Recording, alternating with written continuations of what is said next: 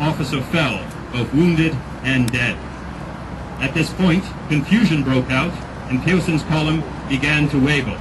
To capitalize on this situation, the two American regiments came on with the cold steel, or bayonet charge, and managed to capture several of Pearson's men before they could pull back.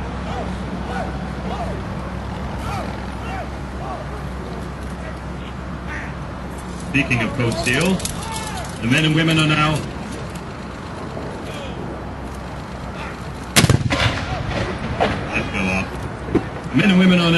have their bayonets fixed to the end of the muskets. 17 inches of solid steel, effectively turning these firearms into a combination gun and pike. They're going to charge now with the bayonet.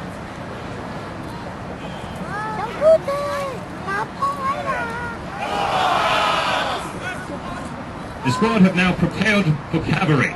This was a way of warding off enemy horsemen.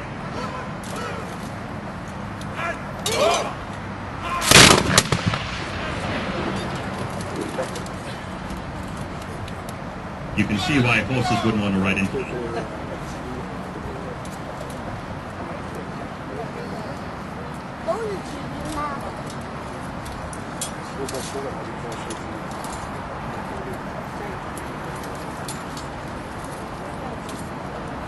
Now the gun crew are manning two artillery pieces. The larger one is a 6-pound field artillery piece, whereas the smaller weapon is a 3-pound artillery piece, named for the weight of projectile that they fired.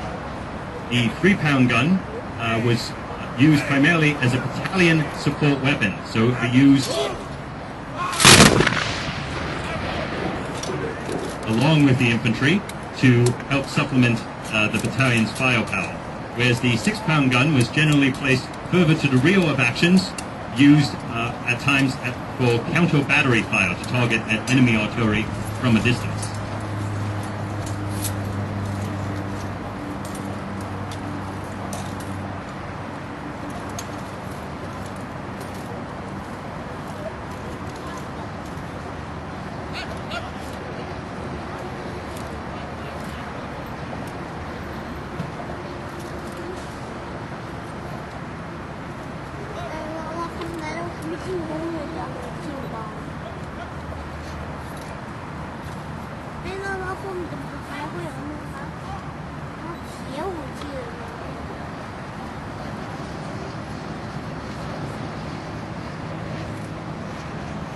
You might have noticed during the demonstration these billowing clouds of gray smoke with the foul smell of rotten eggs.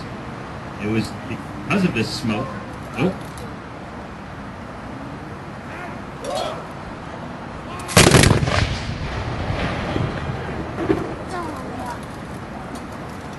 That was a lot cooler than what I was going to say. As you've seen, infantry tactics called for massed volley fire to break an opponent, relying on superior discipline to withstand enemy fire before delivering a bayonet charge. This again clearly was demonstrated at the Battle of the Coal Mills, when Captain Edward Cartwright's Grenadiers of the Canadian Fencibles, along with a company of the Canadian Voltigeurs, attempted to capture an American battery after a 2-mile forced march that necessitated wading through waist-deep icy water.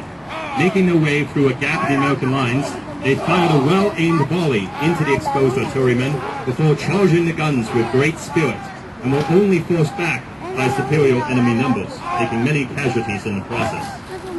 Although much valued, the bayonet was, and still is, largely a psychological weapon. Very rarely was it used in combat. Bayonet charges were usually only delivered after artillery and musketry had mauled the enemy. The feel of the bayonet, rather than its use, was the decisive factor. In the early 19th century, British soldiers had bayonets that were 17 inches long, as I mentioned, with a triangular sectioned blade for structural strength, attached to a cylindrical socket that fitted over the end of the musket barrel. Thus, the musket, like I mentioned before, could be used both as a firearm and pike.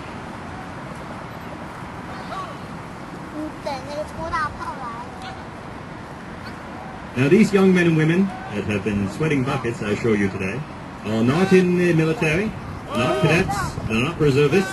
This is a summer job for these men and women, and instead of flipping burgers at McDonald's or pouring lattes at Starbucks, they get to wear wool in the middle of the summer. Yeah, there we go. Well, I'll tell you what, save your applause. Save your applause, ladies and gentlemen. We'll get to do it twice, because they're going to pass us by and give us an eyes right. Their way of saying thank you very much for coming out on this fine Simcoe Day. So once they hit the path, we can start our round of applause. So leading the parade are the two sections of the Fort York Guard, following the Grenadier and Light Companies of the Fort George Guard, and bringing up the rear are the Glengarry Light Infantry from Let's give them a round of applause.